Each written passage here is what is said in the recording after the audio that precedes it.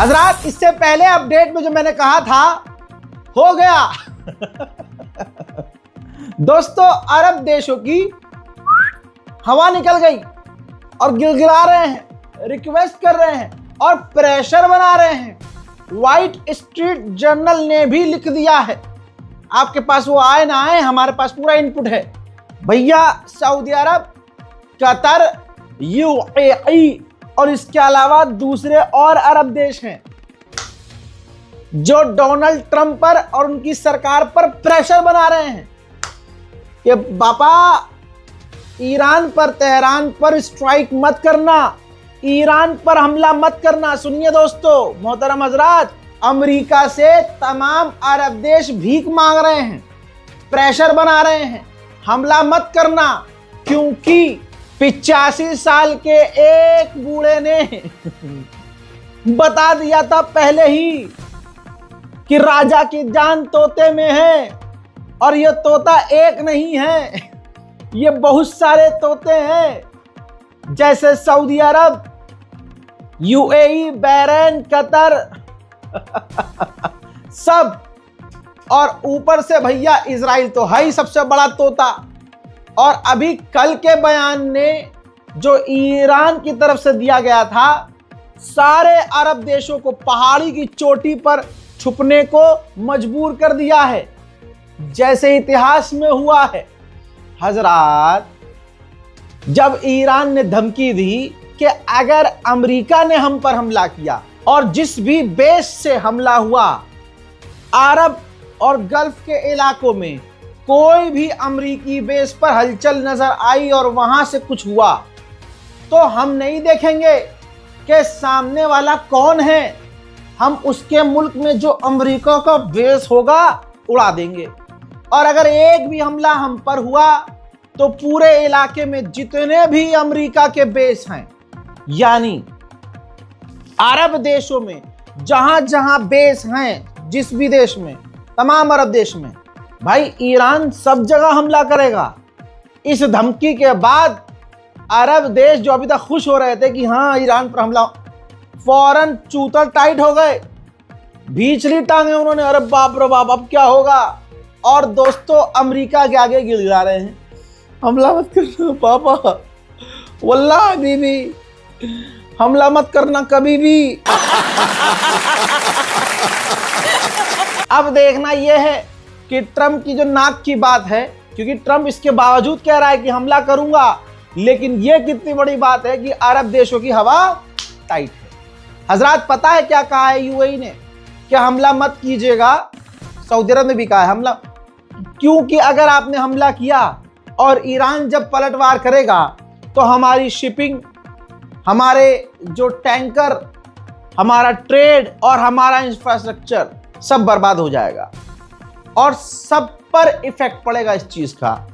तो यानी इस वक्त फाइनल अपडेट ये आ रहा है कि अरब इस वक्त पूरी तरह से प्रेशर में ले रहा है और प्रेशर बना रहा है ट्रंप प्रशासन पर, तेहरान पर हमला मत करना। एक तरफ अगर ईरान के खिलाफ ईरान के अंदर मोसाद की एजेंसियों के द्वारा प्रदर्शन कराया जा रहा है या कराया जा रहा था, 2 दिन पहले तक बहुत खतरनाक था, तो उधर जब से ईरान के सुप्रीम लीडर ने कहा कि सरकार और अपने मुल्क के समर्थन में आप भी सड़क पर आओ, तो उसके बाद ईरानियों का जलवा दिखा। आहा, हजरात, दंगाइयों को किनारे कीजिए, ईरान के समर्थन में, सरकार के समर्थन में आज तीसरे दिन भी ईरान के लोग सड़कों पर हैं, सुप्रीम लीडर के समर्थन में।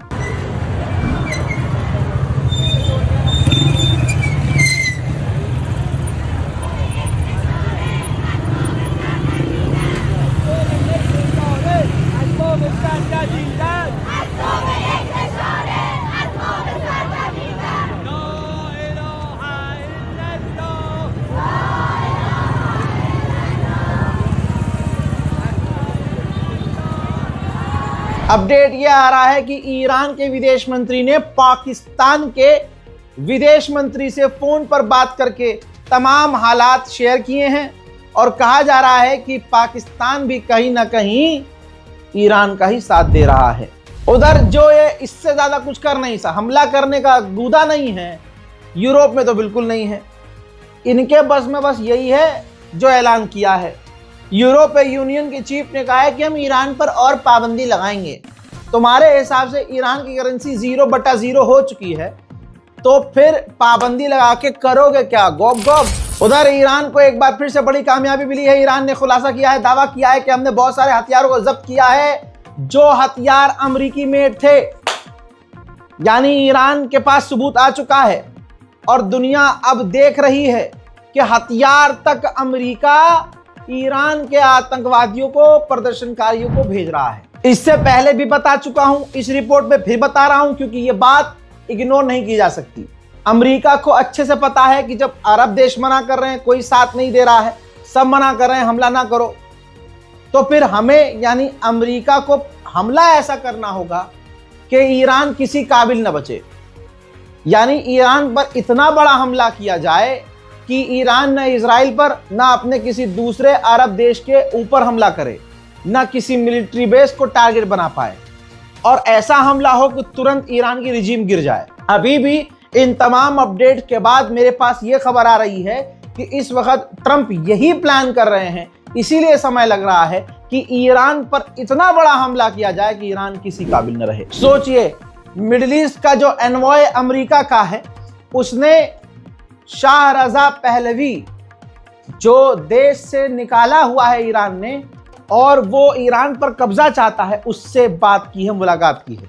अब याद रखिए, अमेरिका का यही फॉर्मेट है, जब वो किसी देश पर हमला करता है, कब्जा करना चाहता है, तो उसके विपक्ष की पार्टी से लिंक में आ जाता है, उसके विपक्ष के किसी एक व्यक्ति को लालच दिखाता है कि मैं तुम्हें यहाँ का राजा बना दूंगा, राष्ट्रपति बना दूंगा, और फिर वो बंदा और गद्दारी करता है, वो उस देश पर कब्जा करता है। लेकिन बाद में क्या मिलता है? जो अमेरिका का साथ देता है, अमेरिका उसको भी मुंह में लॉलीपॉप घुसा देता है, जैसा वेनेजुएला में अमेरिका ने किया। जो विपक्षी पार्टी की महिला थी, मतलब जिसने ही अमेरिका को उकसाया वेनेजुएला पर हमला करो, आज वो महिला को अमेरिका ने राष्ट्रपति नहीं बनाया वेनेजुएला का, बल्कि उपराष्ट्रपति को ही राष्ट्रपति बना दिया है। और जिसने सारी मेहनत करी, उसे बाबा जी का ठुल्लू मिला है। ईरान के सैन्य अधिकारी ने कहा है, 12 डेज वॉर में हमारा जो नुकसान हुआ था, हमने सब रिकवर कर लिया है। हत्ता कि हमने मिसाइलों की प्रोडक्शन बढ़ाई है और हमारे डिफेंस एक्टिव है, और हम पूरी तरह से ताकत के जरिए जवाब देने को तैयार हैं, कोई भी हमला करे। और अमेरिका और इजराइल हमारे मुल्क के अंदर ISIS दाइश भेज रहे हैं इन दंगाइयों के बीच। दोस्तों, कल ही ईरान की फौज ने कह दिया था कि कोई दंगाई किसी का सरकलम कर सकता है क्या? ये तो दाइश है। और अक्सर आपसे मैं बताता रहता हूं कि ये दाइश ISIS संगठन को पैदा करने वाला, बनाने वाला ही अमेरिका था। डोनाल्ड ट्रंप उत्पात नहीं चाहता है। उसने खुद कहा है कि जैसे सद्दाम हुसैन के साथ हमने किया, अल बगदादी के साथ हमने किया, ईरान का न्यूक्लियर तबाह किया, इसी फॉर्मेट से बिल्कुल फ्लोलेस, बिना रुकावट, स्मूथली हम ये करना चाहते हैं। यानी खामनाई को इसी तरह से कत्ल करना चाहते हैं, ईरान की रिजीम ऐसे ही पलटना चाहते हैं। सुनिए। We did al-Baghdadi, flawless. We did Soleimani, flawless. We did the Iran nuclear attack where we wiped out their nuclear capacity, which would have been very bad. You wouldn't have peace in the Middle East, flawless. We did them all flawless. I want to keep it going that way too. European parliament के अंदर ईरानी सदस्यों का, member of parliament का जाना ban कर दिया यूरोपीय union ने, जिसके बाद अब 12 घंटे के बाद ईरान ने स्टेटमेंट जारी किया है और कहा है कि ये जो यूरोपीय यूनियन ने किया है ना, इसका हम जवाब जरूर देंगे। कतर में अमेरिका का सबसे बड़ा बेस है, लेकिन इसके बावजूद मिडिल ईस्ट के सेंटोम का एक और बेस कतर के अंदर अमेरिका ने खोला है। एक और बेस अमेरिका का कतर के अंदर। हजरात, बीच में हुआ ये है कि इंटरनेट कुछ टाइम के लिए चालू हुआ। ईरान ने खुद जानकारी दी कि इंटरनेट चालू हुआ, और खबर ये भी आई कि इंटरनेशनल कॉल भी चालू हो गई थी। अभी ईरान ने अभी तक कॉल ब्लॉक कर रखी थी, कोई इंटरनेशनल कॉल नहीं कर सकता था, ईरान के नंबर पर कॉल नहीं कर सकता था, व्हाट्सएप बंद था, फेसबुक बंद था, इंस्टाग्राम बंद था। लेकिन दोस्तों, बीच में ये चालू हुआ। लेकिन जब ये खबर आई, इसके बाद हमने जब रिसर्च किया और अपने सोर्सेज से पता लगाया, तो पता चला कि नहीं, दोबारा से ईरान ने इंटरनेट को बंद कर दिया, दोबारा से कॉलिंग सर्विस को बंद कर दिया, और सोशल मीडिया को इसी तरह से दोबारा से बंद कर दिया है। जब देखा कि स्टारलिंक ईरान के अंदर भारी मात्रा में स्मगल करके लाया जा रहा है और आगे और ख़तरा है, और शायद ईरान की गवर्नमेंट सोच रही है कि अभी जब तक अमेरिका और इजराइल के हमले का ख़तरा है तब तक इन सर्विस को शुरू ना किया जाए। France, Germany, Spain, Italy, Netherland, UK, Finland और डेनमार्क, इन तमाम देशों ने अपने अपने मुल्क में मौजूद ईरानी एम्बेसडर को समन किया है और सबने ही नाराजगी व्यक्त की है और गुस्सा जताया है कि आप शांतिपूर्वक हो रहे प्रदर्शनकारियों पर गोली क्यों चला रहे हो।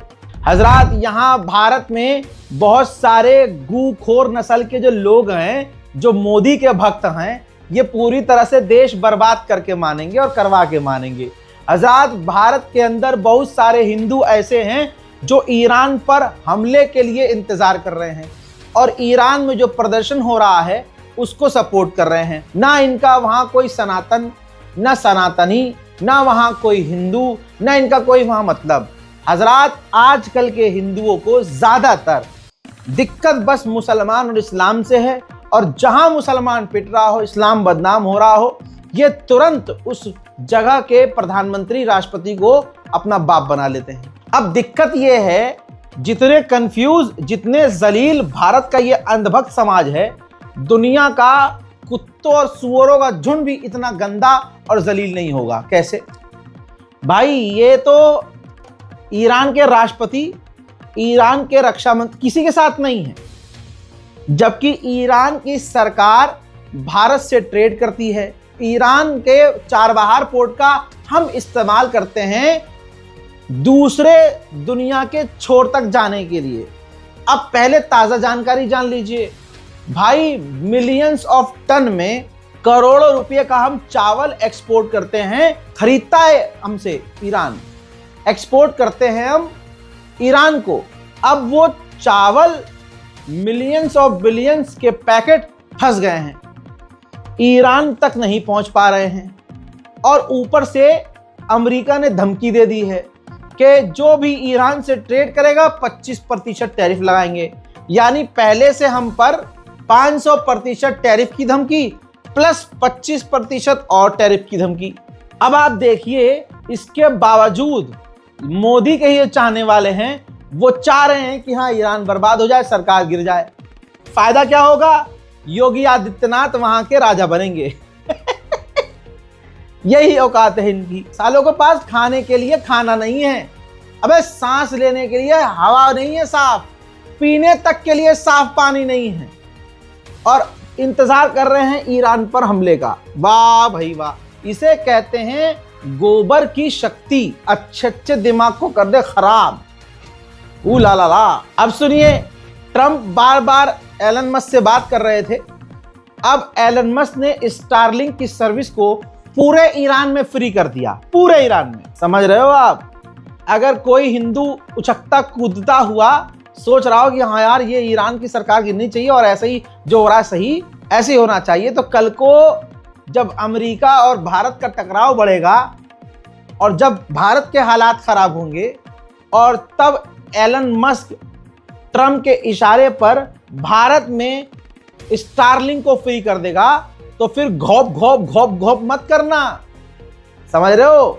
फिर अंडा पकड़ के झूलते रहना। ईरान और इराक के बीच जो फ्लाइट चलती थी, यानी वो भी रद्द हो गई है। पड़ोसी मुल्क इराक ने भी तेहरान के लिए तमाम फ्लाइट को रद्द कर दिया है। हजरात मोहतरम, बरतानिया, यूरोप और अमेरिका का टकराव है, लेकिन जहां ट्रंप को खुश करने की बात आए, सब अपना कपड़ा उपड़ा उतार के लेट जाते हैं ट्रंप के आगे। अब बरतानिया ने कहा है कि भैया ईरान में जो प्रदर्शन हो रहे हैं और जो प्रदर्शनकारियों को ईरान पीट रहा है, हम ईरान पर और पाबंदी लगाएंगे। आप अब ये देखिए कि ब्रिटेन में फिलिस्तीन के लिए जो बरतानिया के लोग प्रदर्शन कर रहे हैं 2.5 साल से, ब्रिटेन, मैं खुद दिखाता हूं ना, आप खुद गवाह हैं इस बात के, ब्रिटेन उन्हें हर दिन पीटता है। अरे लड़कियों को, नाबालिग बच्ची भी अगर प्रदर्शन कर रही है तो कोहनी उसकी गर्दन पर मारकर बेहोश करके उन्हें गिरफ्तार करते हैं। हजरात, बरतानिया की जो मेल पुलिस है वो वहां फीमेल लड़कियों को गलत तरीके से पकड़ कर मार कर गिरफ्तार, कपड़े वपड़े फाड़ फूड़ के गिरफ्तार करती है। 2.5 साल से ये हो रहा है, तवज्जो है। लेकिन उस पर इनका दोगलापन ये देखिए, खुद वो काम कर रहे हैं लेकिन ईरान में खुद ही प्रदर्शन करवा के, जब प्रदर्शनकारी को रोक रही है ईरान की पुलिस, तो इनका जब पूरा सब फेल हो रहा है, पूरी प्लानिंग फेल हो रही है, तो बिलबिला रहे हैं कि हम तो ईरान पर पाबंदी लगाएंगे। लगाओ, पूरी दुनिया ने ईरान पर इतनी पाबंदी लगाई है कि ईरान के ऊपर जितनी मर्जी पाबंदी लगा दो, ईरान पर इंशाल्लाह कोई फर्क नहीं पड़ेगा। It takes huge bravery to protest and to speak out in the face of this oppression, especially for women who continue to face and endure severe repression in their daily lives. So, Madam Deputy Speaker, the United Kingdom condemns in the strongest of terms the horrendous and brutal killing of Iranian protesters, and we demand that the Iranian authorities respect the fundamental rights and freedoms of their citizens. हजरात, भारत के अंदर जो Iran के ambassador हैं, उन्होंने कहा कि जितने भी भारतीय स्टूडेंट ईरान में, तेहरान में हैं, कुम हैं, मशहब में हैं, जहाँ भी हैं, सब के सब सेफ हैं, उनकी सिक्योरिटी गारंटी हमारी है। इसके बावजूद भारत का हिंदू समुदाय ईरान के खिलाफ रहेगा। ईरान हमारे भारतीयों की गारंटी ले रहा है कि वो सेफ हैं, हमने बात करी है, कांटेक्ट में हैं, लेकिन एक समाज के दिमाग में ये है कि जो ईरान में है वो सारे मुल्ले ही तो होंगे। अरे हमें तो मुल्लों को मारने का बहाना चाहिए, तो भाई ईरान पर हमला होना चाहिए। ये मानसिकता है गूखोरों की। हजरत इमाम खोमैनी के पोते का बयान आया है। ये इतने सामने नहीं आते हैं क्योंकि ये इतने बड़े लेवल पर पॉलिटिक्स नहीं करते हैं, लेकिन जनाबे इमाम खोमैनी के पोते का बयान आना बड़ी बात है। उन्होंने IRIB को इंटरव्यू देते हुए कहा कि हमने ऐसे प्रदर्शन कभी देखे ही नहीं जिसमें प्रदर्शनकारी एक दूसरे की या फिर सरकार के लिए काम करने वालों की गर्दन काट रहे हों। हमने ऐसे प्रोटेस्ट देखे ही नहीं जिसमें मस्जिदों को आग लगाई जा रही हो। पूरे इस देश में घुसने के लिए विदेशी पड़ोसी ताकतों ने बाहर से आग लगाना शुरू किया और वो अंदर आ गए। اصل این شروع داستان از سفر آقای نتانیاهو به امریکا شروع میشه. تا روز 10 اعتراضات بسیار مدنی است، تا روز 10 دی، و بعد ما شاهد یه خشونتی هستیم که اصلا در ذائقه مردم ایران نیست. شما حتی دعواهای خیابونی مردم به صورت عادی هم با هم این مقدار خشن نیست. اصلا ما ملت خشنی نیستیم. خیلی از کشورهای منطقه، نه حالا اسم نمیخوام بیارن، خشنن. ما اصلا یه همچین خشونتی رو در خودمون سراغ نداریم. ببینید اینکه 4 نفر हजरात, ऐसा नहीं है कि पूरी तरह से ईरान में प्रदर्शन खत्म हो चुके, क्योंकि मैं गोदी मीडिया नहीं हूं, मैं आपसे झूठ नहीं बोलूंगा। बहुत सारे मौलाना इमाम लोग ऐसे हैं जो ईरान की सड़कों पर निकल के वीडियो बना के बता रहे लोगों को कि यहाँ सब कुछ शांत है। नहीं, शांत नहीं है। जिस इलाके में मौलाना साहब हैं, जहाँ से वो वीडियो बना रहे हैं, उस इलाके में खामनाई के समर्थन में प्रोटेस्ट हो रहे हैं, वो तो मैंने भी दिखाए हैं, लेकिन दंगाई अभी भी वहाँ एक्टिव हैं। कुछ तस्वीरें आ रही हैं जो तेहरान की तस्वीर दिखा रही है कि रात होते ही शैतान बाहर आ रहे हैं और प्रदर्शन कर रहे हैं खामनाई के खिलाफ।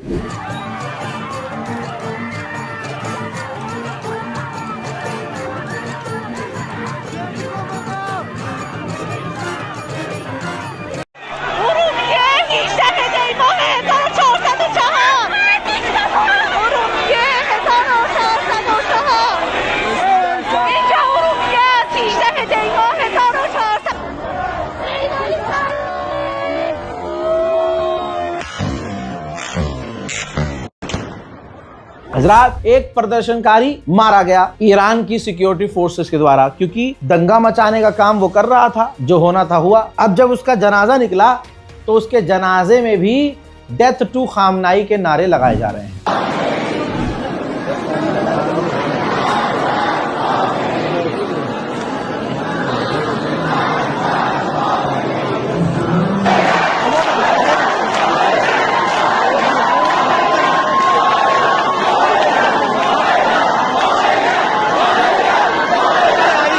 हजरात मोहतरम, आगे क्या होना है ये वक्त बताएगा। मैंने वक्त से आपको अपडेट कर दिया है, लिहाजा इससे पहले जो अपडेट किया है मैंने, उस रिपोर्ट को जाकर ज़रूर देखिए। और इंतजार कीजिए अगले अपडेट का। जय हिंद।